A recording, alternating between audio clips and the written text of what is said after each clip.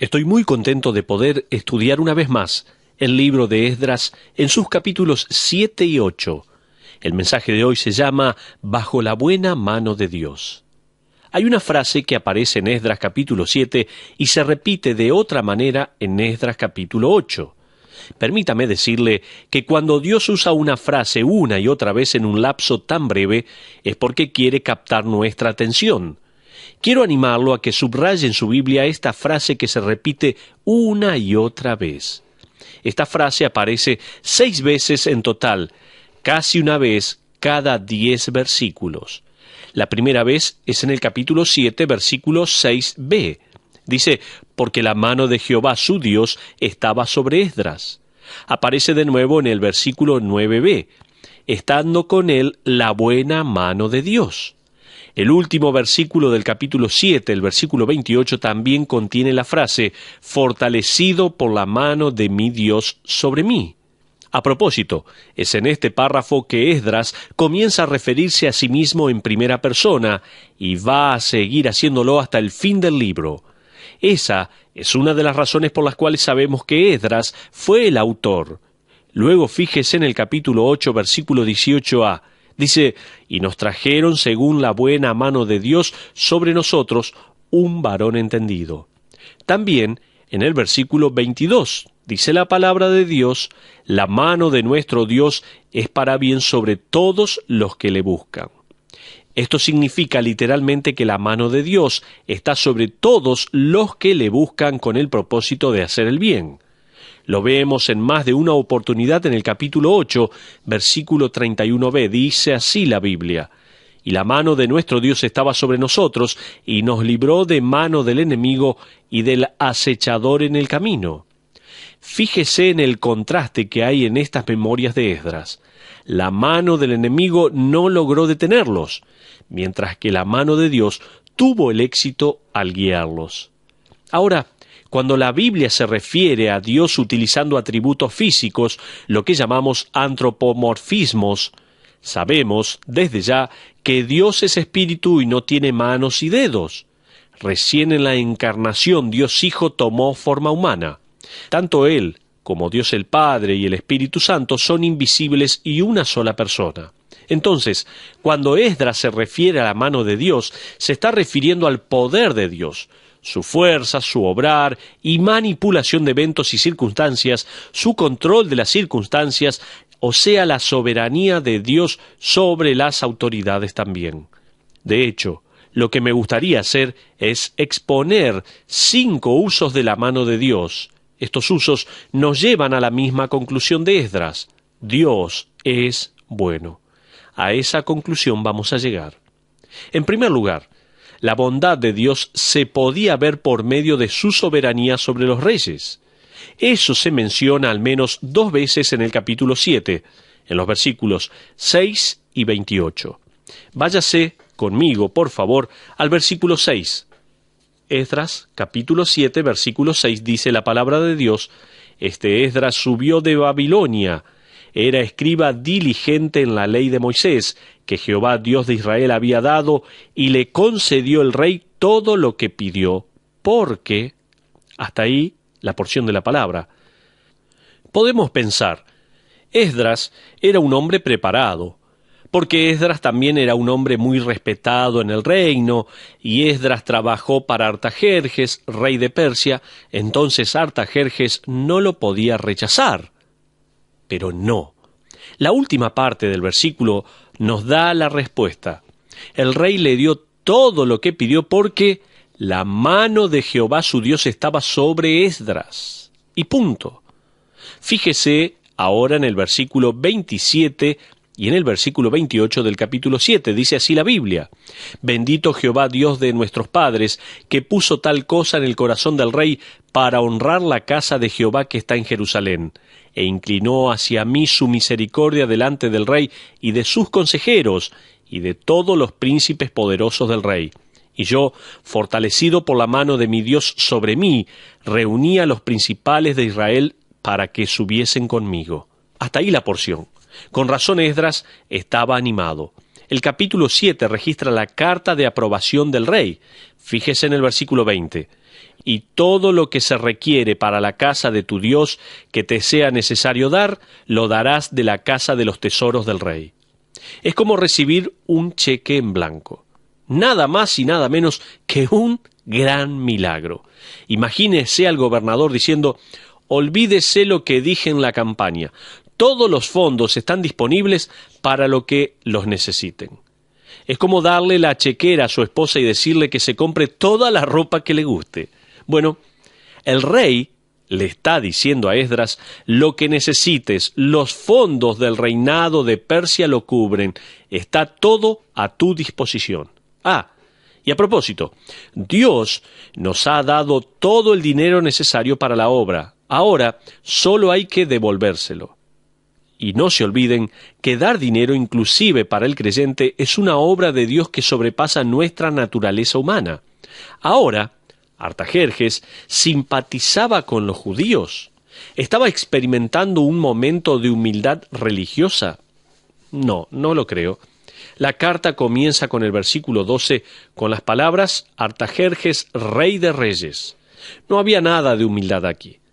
¿Por qué entonces este rey de reyes estaba actuando con tanta generosidad para con la obra de Esdras? Porque el rey de reyes es soberano sobre las circunstancias de la vida. Por eso dice que la mano de Dios estaba sobre Esdras.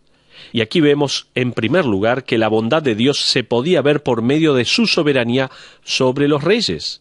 En segundo lugar, Esdras reconoce la buena mano de Dios no solo sobre los decretos y la decisión de los reyes, sino en la iniciativa de la obra de Dios en los creyentes. Fíjese en el capítulo 7, versículo 9. Dice la Biblia: porque el día primero del primer mes fue el principio de la partida de Babilonia, y al primero del mes quinto llegó a Jerusalén, estando con él la buena mano de Dios. Esta declaración resume las convicciones y sentimientos de Esdras en cuanto a todo el proceso. La buena mano de Dios puede verse por medio de la bondad que obra por medio de sus siervos. Esdras nunca dijo ni quiso decir: logré llegar aquí desde Babilonia a causa de mi fe. No, él dijo: fue por la bondad de Dios. Esdras nunca se llevó la gloria por la obra que Dios comenzó a hacer en él. Solo Dios merecía la alabanza. ¿Alguna vez se preguntó por qué en el tribunal de Cristo vamos a tomar las coronas y entregárselas a Cristo? ¿Se hizo esa pregunta alguna vez? Porque el tribunal de Cristo es el lugar a donde Dios premia sus propias obras. Él las inicia, Él las desea, Él las lleva a cabo por medio nuestro, y Él las bendice también. El tribunal de Cristo será el lugar donde sus obras se evidencien en y por medio de los creyentes. Es por eso que vamos a responderle entregándole nuestros galardones solamente a Él, porque Él se lo merece. En tercer lugar, sigamos avanzando en nuestro estudio en el día de hoy, y en tercer lugar, la buena mano de Dios era responsable de reclutar más obreros. En el capítulo 8, versículo 15, Esdras junta a los judíos a un lado del río a donde acampan por 3 días. Durante esos 3 días, Esdras no solo cataloga los utensilios que serán utilizados en el templo, sino que también se fija en las personas que van a servir. Descubre que algunos levitas no habían regresado. Ahora, si bien la ley no dice nada en cuanto a esta situación en particular, Esdras sabía lo que Dios había dicho en Números capítulos 1, 3 y 4. Los levitas eran los que manipulaban los utensilios sagrados. Entonces, Esdras forma un grupo de hombres para que vayan a reclutar sirvientes para la obra de Dios. Puedo decirles que una de las necesidades críticas de todo ministerio es la necesidad de voluntarios. Si usted está al frente de una obra, sabe que es así. Es una necesidad apremiante. La pregunta aquí es: ¿a quién le rogamos? Cristo sabía de la gran necesidad que la iglesia tendría de hombres, obreros y voluntarios. Él fue el que dio la solución a sus discípulos al decir, como leemos en Mateo capítulo 9, versículos 37 al 38, Entonces dijo a sus discípulos: a la verdad, la mies es mucha, mas los obreros pocos. Rogad pues al Señor de la mies que envíe obreros a su mies. Imagínese eso. Rogar al Señor, orar al Señor por voluntarios. ¿Y se dio cuenta lo que Dios hizo? Fíjese en el versículo 18. Y nos trajeron según la buena mano de nuestro Dios sobre nosotros un varón entendido de los hijos de Mali, hijo de Leví, hijo de Israel, a Serebías con sus hijos y sus hermanos 18. Aquí tenemos 18 voluntarios de la tribu de Leví para supervisar los utensilios sagrados del templo de Dios. Dios proveyó ayuda en el momento apropiado. ¡Qué maravilloso es esto! Ahora me gustaría que se fije en algo que dice Esdras muy claramente en los versículos 21 al 22. Dice la Biblia: y publiqué ayuno allí junto al río Ahava, para afligirnos delante de nuestro Dios, para solicitar de Él camino derecho para nosotros y para nuestros niños y para todos nuestros bienes, porque tuve vergüenza de pedir al rey tropa y gente de a caballo que nos defendiese del enemigo en el camino, porque habíamos hablado al rey diciendo: la mano de nuestro Dios es para bien sobre todos los que le buscan, mas su poder y su furor contra todos los que le abandonan.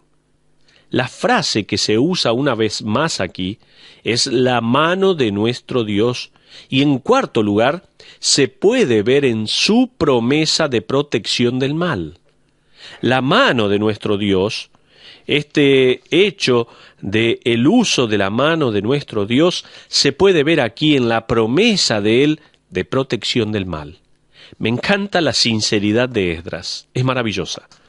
Tuve vergüenza de pedir al rey gente de a caballo que nos defendiese del enemigo, dice él. Después de haberle dicho al rey que Dios los protegería, ¿cómo iba a pedirle al rey una custodia? Era inconcebible. Pero sí que estaba asustado. El coraje no es la ausencia de temor, es la fidelidad a Dios frente al temor. Eso es coraje. No es la ausencia de temor, sino es la fidelidad a Dios frente a ese temor.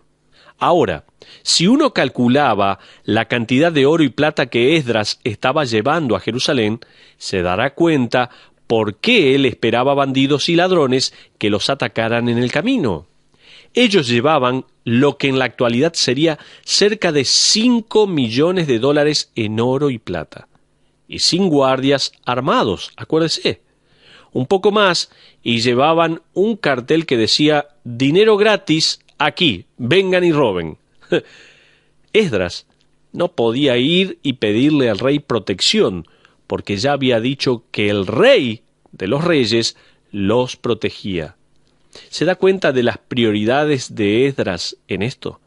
Esdras tenía más temor de perder su testimonio que de perder su vida. O le decía al rey: bueno, la verdad que después de todo necesito una guardia. O seguiría sus convicciones hasta la muerte. Regrese ahora al versículo 21 y fíjese en esta preocupación. Dice así: y publiqué ayuno allí junto al río Ahava para afligirnos delante de nuestro Dios, para solicitar de Él camino derecho para nosotros y para nuestros niños y para todos nuestros bienes. Ahora, fíjese en quinto lugar. La buena mano de Dios se evidencia al ver que ellos llegaron al destino. Fíjese en los versículos 31 y 32. Dice la palabra de Dios: y partimos del río Ahava el 12 del mes primero para ir a Jerusalén, y la mano de nuestro Dios estaba sobre nosotros, y nos libró de mano del enemigo y del acechador en el camino, y llegamos a Jerusalén y reposamos allí 3 días. Lo lograron. Casi puedo escuchar a la multitud cuando Esdras y sus seguidores llegan hasta el templo. Los versículos 33 y 34 registran que el oro y la plata se depositan en el templo. ¿Qué otra cosa iban a hacer sino celebrar por medio de ofrendas a Dios tal como leemos en el versículo 35 y luego en el 36. ¿Y cómo fue que lo lograron? Por si se les escapó, fíjese en el versículo 31, y la mano de nuestro Dios estaba sobre nosotros. Sobre nosotros, con nosotros, detrás de nosotros, delante de nosotros, por la bondad de Dios es que lograron llegar hasta ahí. ¿Alguna vez quiso ir a algún lado y cuando al fin pudo ir le dijo a su amigo, esposa o esposo, no lo puedo creer, estamos aquí? Es la buena mano de Dios sobre nosotros. Yo se lo dije a mi esposa esto. El día que recibimos un cheque especial por nuestro aniversario de bodas, era para viajar a cualquier lugar del mundo que nosotros quisiéramos. Mi esposa inmediatamente fue a la biblioteca y se puso a buscar libros que hablaran de Suiza. Miramos fotos, miramos mapas, hablamos con personas que estuvieron allí. Y finalmente, allí estábamos en Suiza, en un pueblito hermoso rodeado de montañas y nieve, tomando un café. Nos miramos y nos dijimos el uno al otro, ¿puedes creer que estamos aquí? Lo mismo le pasa a los que terminan sus estudios. Cuando uno está en la graduación y espera por su diploma, piensa, lo logré. Piensan, no lo puedo creer, se acabó, lo logré realmente. Uno llega al final del viaje, sea cual fuere, una meta en su vida, eventualmente el cielo nuevo y la tierra nueva, y vamos a exclamar, lo logramos, la buena mano de Dios estuvo con nosotros. Pero ya llegando al final, permítame darle algunas aplicaciones. En primer lugar, la bondad de Dios puede ser a veces un misterio. Cuando decimos que Dios es bueno, por lo general, lo que intentamos decir es que no puede mejorar. Dios nunca va a tener que aprender a ser bueno. Él es bueno. Y lo que Él es, lo es infinitamente. Dios es infinitamente bueno.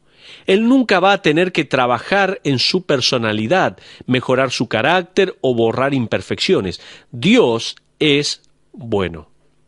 Usted se pregunta tal vez ahora, ¿pero no leyó el diario? Mire todas las cosas malas que suceden. Si Dios es bueno, ¿por qué pasan cosas malas entonces? Ese es un sermón aparte, seguro. Pero permítame responderle rápidamente con dos declaraciones.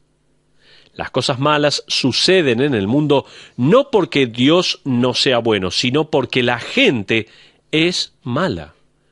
Me impresiona ver cómo Dios no se lleva el honor cuando una nación está en crecimiento, pero siempre tiene la culpa cuando las cosas andan mal. ¿Por qué Dios dejó que esto pasara, decimos? Pero no nos acordamos de Dios cuando esa nación está en crecimiento. Bueno, hay muchas cosas que están sucediendo en nuestro mundo que no son para nada buenas. Pero no es porque Dios no sea bueno, es porque el hombre no es bueno. Dios le permitió a la humanidad que actuara pecando desde la caída del hombre. Ahora, el segundo punto también es muy importante. ¿Por qué pasan cosas malas? Dijimos que las cosas malas suceden en el mundo no porque Dios no sea bueno, sino porque la gente es mala. En segundo lugar, pasan cosas malas en el mundo, pero para el creyente las cosas malas no tienen la última palabra. Inclusive, cuando nuestro mundo se está cayendo a pedazos, la cosa no se termina, no es el fin. La razón de ello es porque Dios está acomodando las cosas para nuestro bien. José fue vendido en esclavitud. Al ser reunido con sus hermanos, él dijo en Génesis 50:20, «Vosotros pensasteis mal contra mí, mas Dios lo encaminó a bien». Francamente, una de las tragedias que no pertenecen a Dios como hijo es que las cosas malas que suceden en este mundo tienen la última palabra. Eso es para aquellos que no conocen a Dios. Pero para el creyente, Dios, que es bueno, puede tomar eso que es malo y darle forma para que sea eternamente bueno. Un Dios bueno lo prometió en Romanos capítulo 8. Vamos a ir terminando ya en este tiempo. Estamos mencionando algunas aplicaciones. La bondad de Dios puede ser a veces un misterio, pero en segundo lugar, mientras la bondad de Dios puede a veces ser un misterio, para el creyente la bondad de Dios va a ser un modelo. ¿Alguna vez se puso a pensar que usted tiene que ser bueno, hacer el bien, que lo vean como una persona buena, no para ser aceptado por Dios, sino para recordarles a otros que usted le pertenece a Él? Permítame leer unos versículos al respecto. Gálatas, busque en su Biblia si puede, Gálatas capítulo 6, versículo 10, así que, según tengamos oportunidad, hagamos bien a todos y mayormente a los de la familia de la fe. Efesios también capítulo 6, versículos 7 y 8 dice la Biblia, sirviendo de buena voluntad como al Señor y no a los hombres, sabiendo que el bien que cada uno hiciere, ese recibirá del Señor. Por último, Colosenses, capítulo 1, versículo 10 dice, para que andéis como es digno del Señor, agradándole en todo, llevando fruto en toda buena obra y creciendo en el conocimiento de Dios. Si usted quiere agradar a Dios y si quiere ser más como Dios, entonces sea bueno, sea un buen empleado, un buen jefe, un buen padre, un buen estudiante, un buen mecánico, un buen doctor, simplemente sea una buena persona. Eso reflejará los atributos de un Dios infinito. Permítame terminar dándole 2 ejercicios. Reflexione en la bondad de Dios como uno de sus atributos y segundo, nunca se olvide de agradecer. Seguramente le enseñó a sus hijos a decir gracias, ¿no es así?